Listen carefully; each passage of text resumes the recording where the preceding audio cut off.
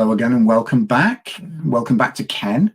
And we are going to finish our journey through the suit of cups in this video. So last time we got up to number 7, didn't we, I think? Yeah. So let's have a look. Starting with the 8.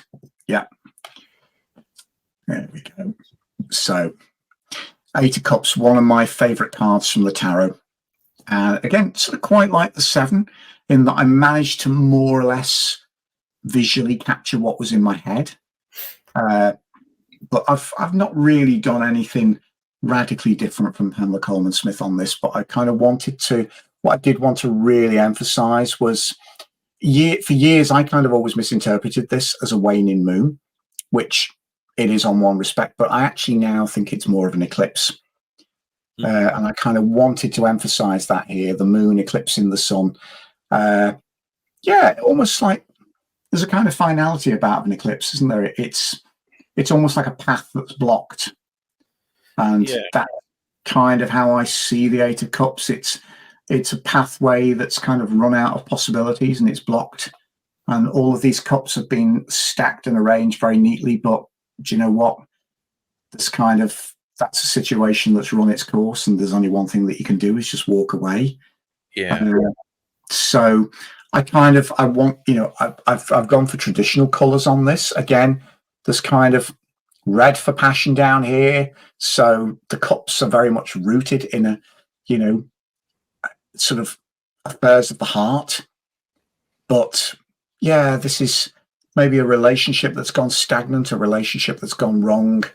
An emotional path that actually we went down the wrong path and it's no longer serving us. So we've got to walk away. What I did with the mandala here is you can see that he's just walked through the mandala. So the mandala in this instance is a healing gateway and it's actually his way out. So the healing comes through exiting this situation. And yeah, the moon will eclipse the sun, and then eventually the sun will come back out again. But yeah, we've turned a corner, and this is kind of one of the most poignant cards in the tarot. It's a card of letting go. It's also, for me, I've kind of come to develop a completely different relationship with this card this year because with losing my father earlier on in the year, I've also realized that this is a card of grief. You have no choice but to walk away because sometimes in conjunction with the death card or with the 10 of swords, this is what you get. A situation reaches its closure and you have to move on. So it's always been one of the cards that fascinated me the most in the tarot. I mean, whenever I buy a new deck, I always rummage through to see what the sun, moon, and star look like first because they're my 3 favorite cards. But then next up, I'm always looking at the 5 of Pentacles and the 8 of Cups and then the 7 of Cups. So I've kind of always had a special connection with this. But it's not an easy card. But it's, in a funny sort of way, it's a gentle card. It's almost as if the storm's over and this is like the calm after the storm, I think. So, yeah, and I find that especially with your deck as well, that there are parallels back to the 4 of Cups that we spoke about in the last video. But like you say, you've got this red at the bottom, but obviously by the 8 it's increased and there's more of it. And then obviously you've gone past this stagnant sitting, not moving thing. There is this this motion now of you, moving away from whatever it was that was in the past that's, either kept you bogged down or and I also see it a bit in the 5 as well. So I think the 4, even though 4 and 5 add up to 9, which is obviously where the 8 is headed. I see parallels in both the 4 and the 5 that sort of result in the 8 eventually once you kind of learn the lessons of each card as you're navigating through them. It's interesting with this because it's also progression from the 7, isn't it? The 7 is make your decisive choice, and then the 8 is move on. Yeah. And it's a sort of, there's a card of uncertainty here. You can't see what's beyond the mountains. You don't know what your journey is going to bring. You are stepping to a great extent into uncertain territory, but you kind of know the direction of travel. Mm-hmm. And there's a kind of, I do find it quite reassuring in that sense, because there is a certainty in it. It's certainty that's married with uncertainty, but actually, to me, the certainty of knowing that you're moving in the right direction and that you've made the right choice kind of outweighs all the other uncertainties. So difficult card, but actually quite a lovely one in its own way, I think. Yeah. I think it's pretty, like I say, it's a pretty straightforward card. It does what it says on the tin. It's the action of moving on is probably the hardest bit about it, and yet it's the easiest advice to come out of the card, and yet so difficult to actually act on. And it's a relief once decisions are made, isn't it? Yeah, and that's the other joy. You kind of feel like that burden is lifted off your shoulder. At least now I know what I should be doing. Mm-hmm. So, yep. Number 9. Yes. Tell me what you make of this, because I kind of have departed from tradition on this one. Well, I mean, I suppose I see it as quite a free card. The energy of it is a lot freer and a lot more. In the originals, like obviously you've got the guy sitting pretty under his cups, and there is a sense of sort of, again, there is that sense of stagnation with the original, whereas with this one you can see there's more motion, there's more energy, there's a flow, there is a flow to it. I harken back to the 3, and you can get elements of that coming in as well, and maybe like the central figure from your 3 card, now they have leapt out of the cup and they are leaping over the cups. So there is a definite more energetic aspect to this one than maybe the standard weight, because I think, isn't it the 9 that's normally called like the card of wish fulfillment or something like that sometimes? Yeah, it's kind of the wishes come true card, isn't it? That's it. Yeah, and I never see that in the original one. I don't quite get where that comes from, because I think she kind of it was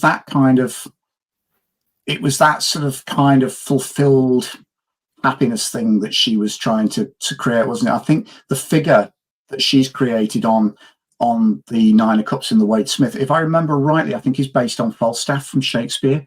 So it's kind of a figure of somebody sitting pretty, and there's also there's an aspect of carefree indulgence to it. It's like happiness without the responsibility.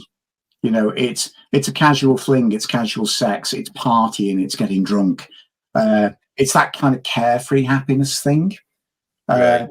So for me, I kind of wanted to, it kind of reminded me of my process of coming out. When I was in my mid-20s, when all of a sudden you start to feel this incredible euphoric sense of liberation, and also, I mean, I went to university as a mature student when I was 26 to 29. So I'd kind of given up the workplace to go back and study. So even though I worked hard, and funnily enough, I did work hard, because I was also, I was studying, I was also doing a part-time job, but I was also partying really hard and discovering myself. And actually, probably it was one of the most difficult periods of my life, but actually also one of the happiest.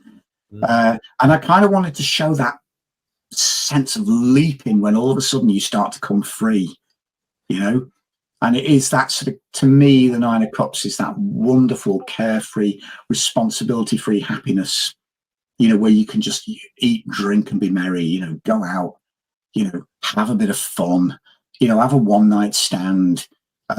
You're not in the realms of long-term responsibility. There is a sort of freedom in this kind of happiness and liberation. Yeah. So the Falstaff character on Pamela Coleman Smith's card is a good representation, because I mean, he's the sort of, bumbling old, live it to the full, carefree, irresponsible figure that you find in Shakespeare, and quite lovable for it. But yeah, for me, I found this lovely photo of a ballet dancer that I based the silhouette on. And I've used the same silhouette, funnily enough, on the Wheel of Fortune, which we'll come to, which I think we've already covered on one of the videos, because I've kind of shown a circle of these figures leaping around the wheel. So I kind of use this figure twice for different reasons. But yeah, he's kind of leaping over the cups. There's kind of all sorts of, you can see in the top of this card, there's like a the real image of like an atomic nucleus with all of the electrons, rotating around. It's flying through the air, because I kind of wanted that kind of raw nuclear energy. There's kind of waves of coruscating energy through this card. The seagulls flying through the air with him. It's just, I just wanted like real freedom and liberation. And, this is, when this comes up, it's just the time to be happy. You can worry about the implications tomorrow or the next day. And I think there's echoes. So there's echoes as well of your Fool card in this. There's the almost the not looking before you leap kind of attitude to it, but in the emotional side that the water brings in this, it's more just like you say, it's live it, enjoy it. You can settle down in that when your feet touch the ground. At the moment, just enjoy the frivolity of it. The Fool's precarious, and the Fool is taking risks, but this is kind of one of those situations in life where you're in safe space, and it's safe to jump, and there aren't really massive implications. It's just be happy time. And it's a lovely card. The Nine of Cups, whenever it comes up in a reading, it's kind of just such a positive, affirming card. I think you do that, then it's, you're into the realms of indulgence. And again, that's one of the things that comes through well with the Wade Smith card, because there is that sort of overindulgent feel to it, but in its upright, in its positive meaning, it's just one of those lovely escapist times in your life, where you can just be free in yourself. And but it's not all like that. But then again, life wouldn't be worth it if it's all like that, would it really? No, that's true. Number 10. Oh, the happily ever after card. I know, this is the kind of, the funny thing though, isn't it, with 9s and 10s? I think in a way, I kind of, all the best teachers that I've learned from tarot, they always kind of show that the suit kind of reaches its culmination almost with the 9, but then the 10 gives you that glimpse of what goes beyond. So you've kind of got to the happiness stage here, but with the 10, you're kind of talking deep, mature fulfillment. Traditionally, I've gone quite traditional again. I've displayed it, as Pamela Coleman Smith did, as the sort of happy, cohesive family unit. The security for the children here. There's deep love, and and a strong bond between the parents. It's sort of echoed in the posture. It's echoed in the cups in the rainbow, because the rainbow, again, I always see as a symbol of completion. It's a symbol of wholeness. The wholeness of the visible spectrum. And for me here, that's what I didn't say with the 9. Again, the mandorla in the 9, he's leaping through the mandorla. So the healing of the 9 is just the very act of joy itself. In the 10, it's kind of, we realize that actually where ultimately we find the most healing and the most fulfillment is very often it's in the quality of our relationships, isn't it? How much we care to, how much we care to give to each other, how much we care to love each other, how much we care to trust each other, how that trust is reciprocated. I've shown the family here at the edge of a lake. It just seemed right. There's the abundance of the water of the emotions. It's flowing freely. again, it laps around their feet. There's a kind of emotional honesty about this. Yeah. You know, and I wanted to show them connected to the waters of their emotions, and yet, the fulfillment of that. So, I mean, this shows a heterosexual couple with children. It can show any family unit. It doesn't have to show a family unit at all. I mean, when I designed the card for the Sun Tarot, I showed, a mature male couple. What matters the most to me is that strong expression of mature, grounded love. Yeah. If that's youth, that's maturity. And that's not necessarily age bound, but this is just anywhere that we find our fulfillment and our stability, and anywhere that we create that stability for other people, I think.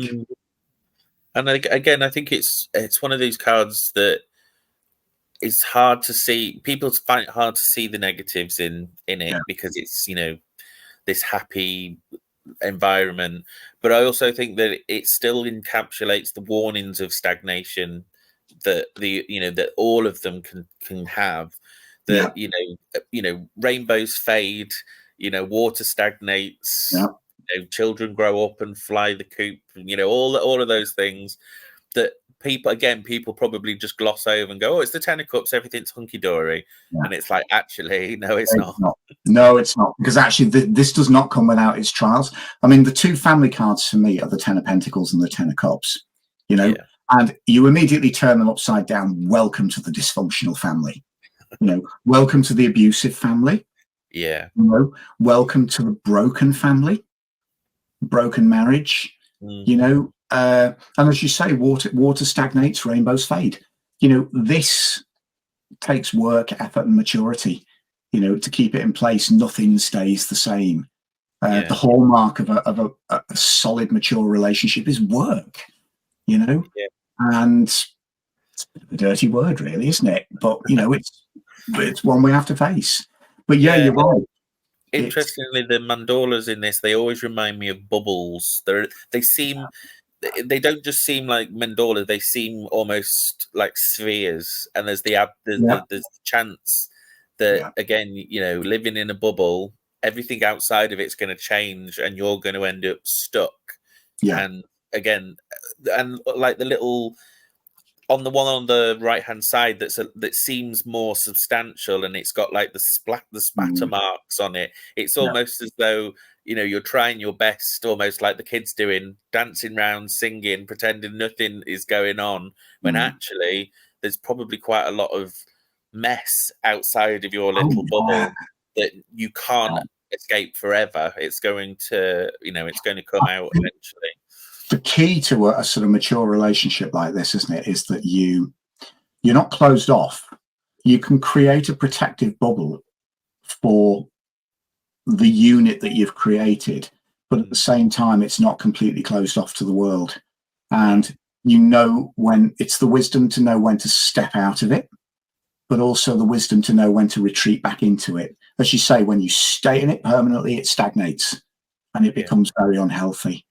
And again, it's a balance, isn't it? Because I mean, with a mandala, if you look at that as inside, outside, it's where the two meet. Us, them, where the two meet. Me, you, where those two spheres meet. That's where the healing is. But it's always going to be a different balance, a difficult balance, because water is not easily contained, nor should it be. The emotions should never be contained. They they have to flow. It's again with all of my cards. I mean, is this sunrise? Is it sunset? We don't know. It's liminal space. It's that in between, the place between the two spheres, the healing portal. And we've kind of reached the end of the sequence of 10. But it's like if sun is setting, then it's leading on to a new day. Or it's leading on tonight, which is kind of the cycle. Numerically, when cards get to the 10s, everybody just assumes that's it. It's a cut-off point. Nothing changes after that. But that's not how cycles work. No. Like in the Ten of Pentacles, it can be all nice and stable and happy. but if you don't keep working at it, then you'll end up, going backwards, or you've got to start the cycles all over again.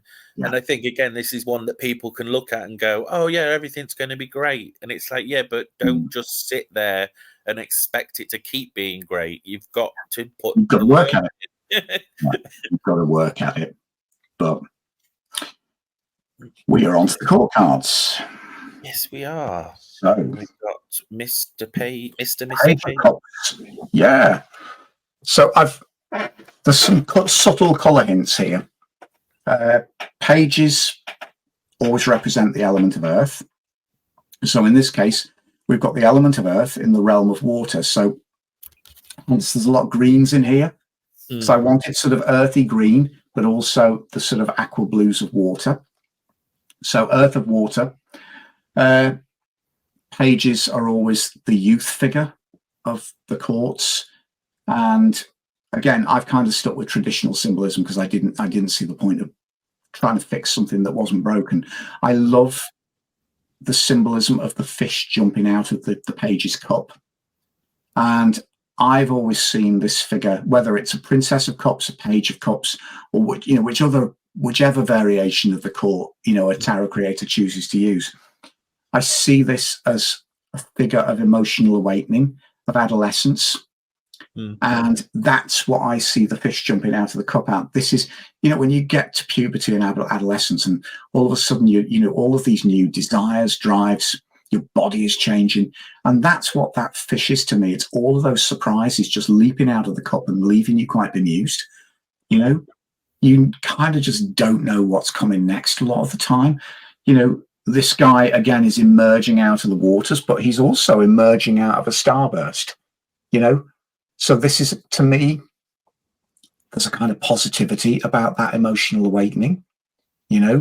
Adolescence is one that sums it up really well. It can be any reawakening. I mean, if you view this practically, pages traditionally are viewed as messengers. So this could be the herald of a new connection or a new relationship. It could be us coming alive in the light of a connection that nurtures us.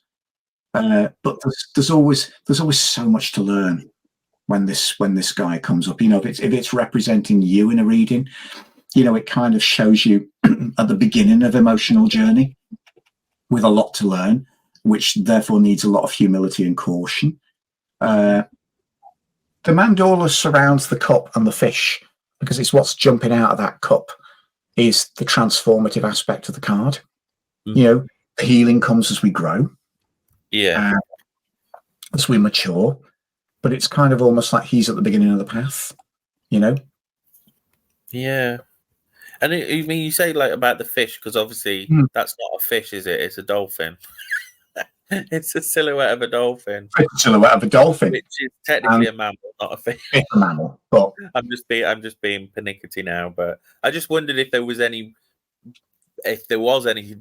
symbolism behind your choice for the silhouette of the dolphin, the fish, or whatever you've got. I had some dolphin clip art in stock. Oh, there you go. But actually, I'd also used it. I did a Marseille style deck, and I used that on the Two of Cups. And I kind of quite like the intelligence of dolphins. So there is a kind of emotional intelligence, I suppose, being hinted at there. It wasn't a deliberate or thought out choice, but they are very, very intelligent aquatic creatures. Yeah. Yeah. And quite sort of capable of pursuing pleasure and they play. A lot of emotional intelligence. Like yeah. So, I was going to say that they were sexually aggressive, but that's probably not what the page is about. They can be. I don't know. When you think about it, we do kind of glamorize puberty. Puberty is very often about a lot of sexual and emotional mistakes, isn't it? And there's a certain fumbling quality to it, which I think actually, from what you said, that does fit in quite well. Yeah, and I suppose there is that. It's a lot more. There's a lot of sort of rawer, primal urges. It's all very primitive. It's primitive and it's overwhelming. exactly. Yeah. You're dealing with something that's very unfamiliar. You're also dealing with hormonal levels that are off the scale. I mean, it's one of the joys of being middle-aged is actually feeling that subside to a level that is both emotionally and physically manageable. You know, one of my friends who's come through the menopause, I mean, she said she said it's wonderful. She said it feels so liberating. It's like being a girl again, you know. But if somebody said to me, would you go back to your teens?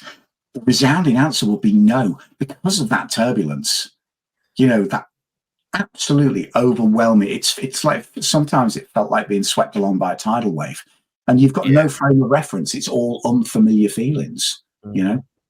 So, but I mean, I think when that turns up in a reading, it does show us at the beginning of a new emotional road and requires a certain level of humility to be able to navigate your way through, and also recognize that very often you will need other people to help you navigate that road.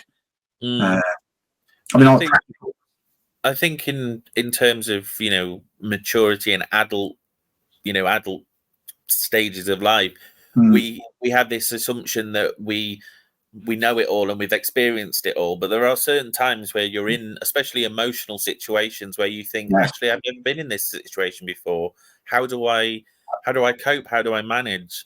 And, you know, so even if you're, I don't know, 57, you know, the page can still represent a part of an emotional journey that you haven't necessarily done before. Very much so. It's that naivety and optimism that can come through sort of basically virgin territory as far as, you know, whatever the emotional journey is. I think adolescence as a stage of life actually is a metaphor that we carry through for the rest of life, because we never stop learning. We never, you know, whenever you get pushed out of your comfort zone, you become this person. You know, you have to kind of start learning emotionally all over again and adapting. You know, turn him upside down. I mean, that's somebody who doesn't want to learn and who acts from a locus of emotional immaturity. You know, and those kind of people very often cause a lot of damage. You know, you get people who are either low functioning emotionally or irresponsible emotionally. That's the dark side of the page. And I think the dark side of all the pages, actually, because I think the pages are about new beginnings, new journeys, and there's a certain amount of that has to be to embrace the journey. Flip them upside down, that's somebody who doesn't want to know, and they don't care who they hurt as long as they can keep their own status quo in place. So, should we move on to the Knight? Mr. Knight. Yeah, there we go. This is one of my favorite courts, you know, but you know, it's what he represents. You know, I mean, this is the, you know, knights are in the realm of air. So I've kind of tried to make this sort of quite airy and scary, but at the same time, the division between water and air is kind of, it's difficult to tell. You know, air as in the knights are the next stage of maturity up. So, you know, you're talking where the page is the kind of the adolescent, or also, I mean, if you were looking in the terms of court ranking, is the servant. The knight is somebody who is still a servant of the king and queen, but then again, they are acting from a position of conviction. You know, they swear allegiance. They think for themselves. You know, so you're kind of at the next level of maturity. You're not at a level of authority, but you are at the next level of maturity. But in the realm of the emotions, this really is the knight in shining armor. This is the romantic hero. You know, this is somebody who sweeps into your life and just completely bowls you over. You know, this is an infatuation. We all need that in life from time to time. Hence the cup being right in the center of Mandorla. He's offering love, you know. But again, you tip him round, you know, this can be an emotional manipulator. Yeah. You know, it can be, you know, he can be a gaslighter. He can be somebody that uses you emotionally, somebody that breadcrumbs you, you know, uses romance and infatuation to their own ends to get what they want. I've dated my fair share of inverted knights of cups. Unfortunately. I've had a couple of those. You know, We've had conversations about that, love, haven't we? We just decided we weren't going to include them in the video in quite so much detail. To be honest, I think it's pathologically my type is inverted Knight of Cups. That seems to be all I seem to attract. But enough about that. When you get this figure in the upright, they can really be a beautiful figure to enter your life because they're affirming. You know, they make you feel beautiful. They make you feel wonderful. You know, they reflect it back to you because they kind of see your potential and they reflect it back to you. You know, they offer you the cup of connection. You know, I think very often when they're inverted, they see the good bits of you. It kind of rankles their deficiencies, but they kind of then try to use you for all that it's worth. You know, and also there is that notion as well. You know, in both instances, that the figure of the knight holds that cup, and it's very much about the control, isn't it? It's who has if it's a reciprocal thing. Then it's more, then it's more like how you would imagine it to be in like the Two of Cups, where both people have control and they can give and take. Whereas, when you're looking at the negative aspects of this knight, they're the one that has the cup, and they will, like you say, breadcrumb, or they will control, or they will withhold, to get you to do whatever it is that they want you to do or not do. The dark side of this guy as well, he will use love bombing as a tactic, because I think that this is, when you get that, this is somebody who will love bomb you to get you in place and then just trickle the breadcrumbs afterwards to keep you in place. The genuine upright Knight of Cups is somebody who just gives freely and also recognizes the beauty and the potential in you and wants to be part of that. That rare mythical beast of an actual Knight of Cups. They do exist. We've just kind of, we've pulled the short straws in a couple of occasions.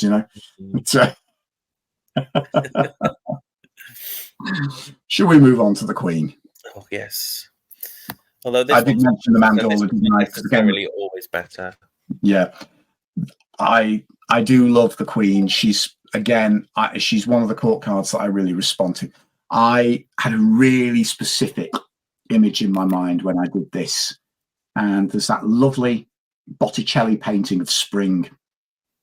So I based my Queen of Cups on one of the spring naiads in the Botticelli painting, and she's kind of floating through the air. So it was very easy to kind of adapt her and put a cup in her hand. But the reason I wanted to use that painting particularly was because it just summed up what I saw of the Queen. I wanted her emerging out of the waves.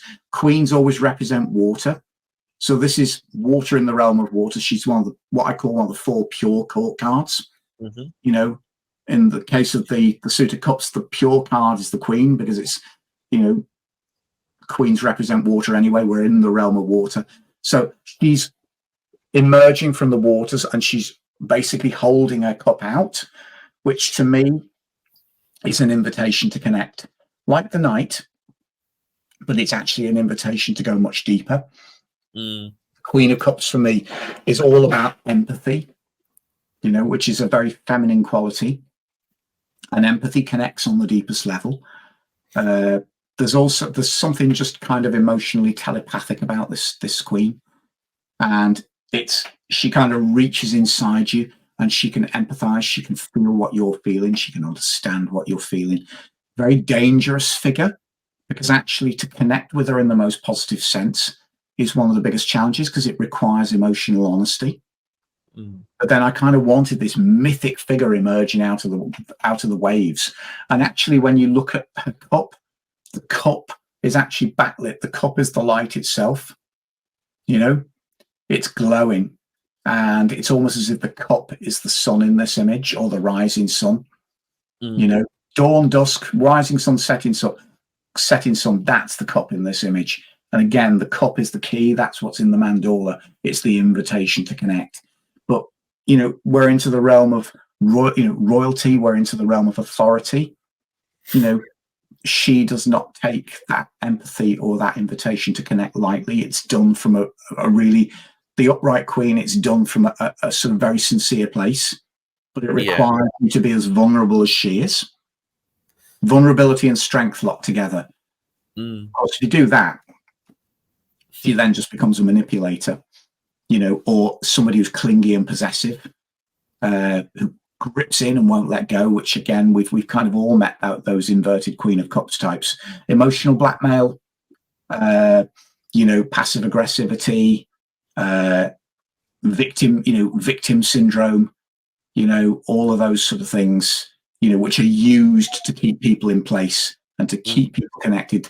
It's it's kind of almost like the reverse Queen of Cups for me is a bit of an emotional vampire, so it's a very powerful figure. But I think as you get to Kings and Queens, the extremes become more between the light and dark, because the stakes are higher, Yes, and I think it's interesting, like as well, her body language. Like you say, her arm is more outstretched than the knight. The knight is reserving a little bit, and there is that element of control.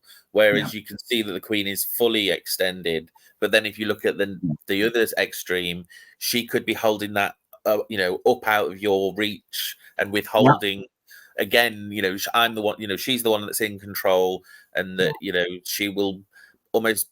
I don't know, almost bait you emotionally to see how high you'll jump. Will you jump through her hoops and all the rest of it? But I one of the things I like about this one, like you say, is this use of this almost mythical style figure. And the fact that she's not she's not central like most court cards often are. No. She's off to the side and coming out of these waves, and there's this sense that of obviously the bit you can't see that's beneath the water that could be. It could be legs, it could be a tail, it could be tentacles for all we. Could be anything. And so there's this level of, again, I suppose if you think back, about the proper mythic mermaids, they're not all lovey-dovey. Oh, come to us. They're not easy figures, are they? Yeah, we want to smash your ships on the rocks and eat you alive, kind of thing. So there's that element there that it's not all necessarily hunky-dory, lovey-dovey. It can be quite vicious and violent, even on an emotional level. Yeah, that's everything I kind of wanted to portray in there. The Botticelli figure kind of gave me that kind of sinuous, sort of almost divine quality, and hence it became the basis for the silhouette. And I think she's one of the most enigmatic of the court cards, because she really runs deep. It's like, let me reach into you and I will allow you to reach into me and see the deepest truths that are there in my heart. A lot in that, isn't there?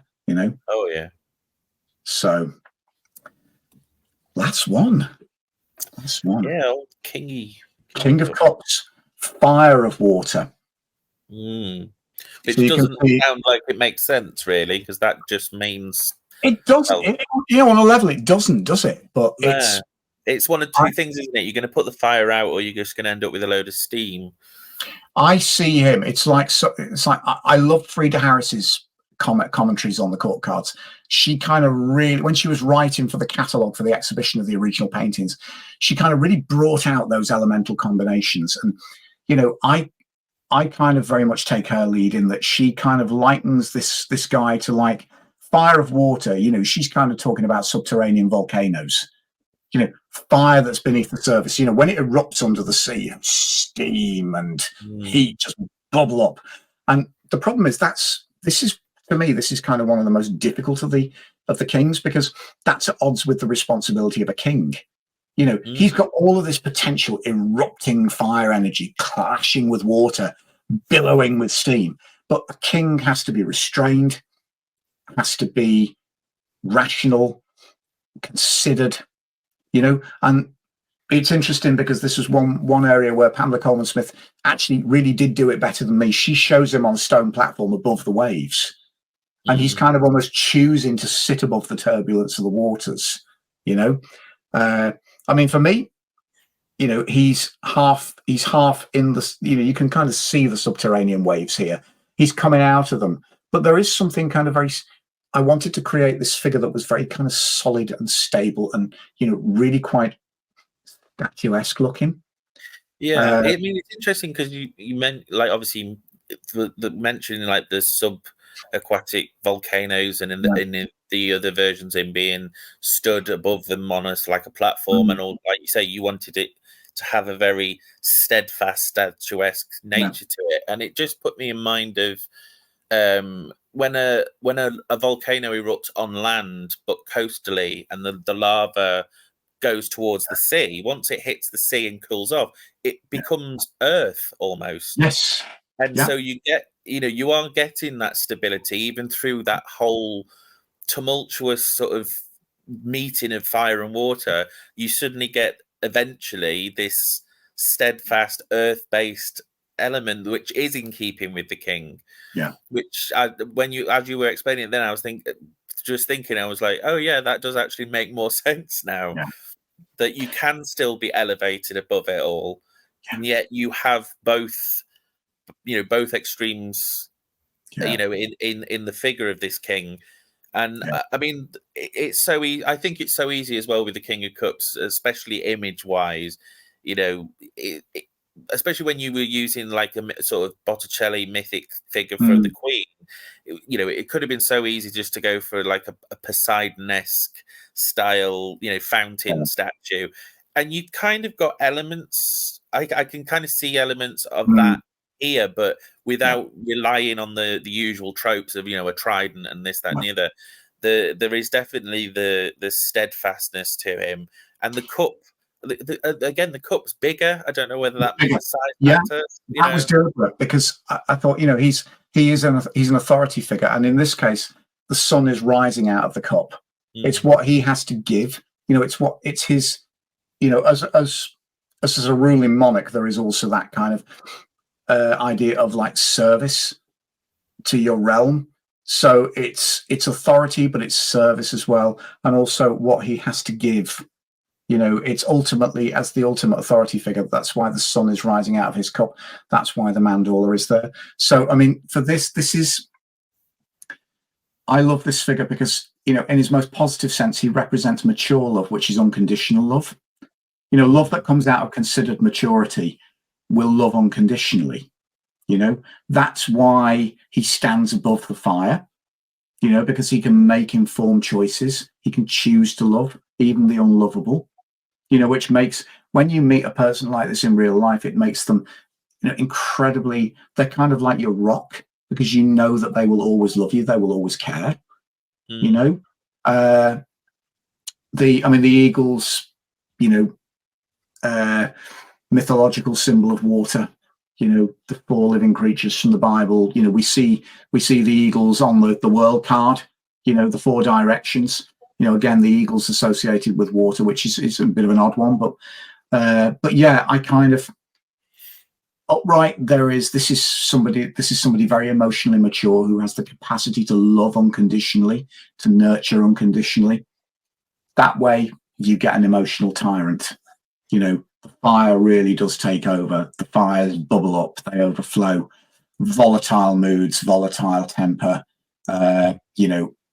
Emotional tyranny. The queen manipulates emotionally in her dark aspect. The king controls emotionally in his dark aspect. The abusive partner, the emotionally coercive partner. There's nothing passive aggressive about this. The kings, when they're inverted, I think they're the ones for me that you really have to watch out for the most, because they're the most masculinely aggressive in their inverted form. So it's almost like, especially this one, it's a bit of Henry VIII of the inversion, isn't it? Love you 1 minute, chop your head off the next. That's the one. Yeah, that's the one. So it's the king, the positive aspects of the king, the light aspects of the king are something to be celebrated and something to be aspired to. But at the same time, like with all the court cards, they have their dark personas as well. Yeah. And when they turn up in a reading, I mean, if you use reversals, that's fine. If you don't use reversals like me, it's very much the context of the reading that will dictate which aspect of that personality type is coming out. So. Yeah. And that's the thing in the, I mean, I don't do reversals No. as a standard rule either. But like you say, when they come out in a particular reading, they scream whether they're positive or negative. You can tell it a mile off. Very Not much so. just because of the way, the cards around them and the thing, Mm-hmm. but they just seem to give it off. I've had it using your deck where the colors will be not different, but they will stand out in a different way to me, or one will be more vibrant or less vibrant, and there'll be something in the card that draws my attention the most, which will then make the connection as to what exactly we're looking at with regard to a negative or a positive. I think as well, in a reading, when you're reading for a querent, or even if you're reading for yourself, you immediately make those connections with the real people in your life, and I think if you've made that connection with a court card, the positive or the negative aspects start to come out very quickly within the context of the reading then, don't they? And reversals can be a very useful thing, but I also find actually the other thing, when court cards come up very often, the light and the dark can be at play at the same time with a kind of subtle interplay. Nobody is ever completely perfect one way or the other. So they can be the most complex cards, I think, to interpret, particularly when you're getting into the realm of the emotions, because that's when, it's human nature. That's the one thing we find the most sticky, isn't it? Dealing with the emotions. So, yeah. On that note, darling, we've finished the minor arcana. Yes. That's not bad going, is it? No, it doesn't. Time seems to fly once you get started, doesn't it? Thanks again for doing this. And next time we come back, we will be wrapping up this series of videos with our final trip through the higher cards of the majors, won't we? Yes. Is that for 11 through to 20? It'll be where are we? We'll be going, I think we'll be going temperance through to the world, won't we? Oh, yeah. Cool. We will check. Double check. But thanks again, love. It's really appreciated. And thanks to everyone who's watched. I hope you've enjoyed this, and I hope you'll join us next time. Take care. Bye-bye.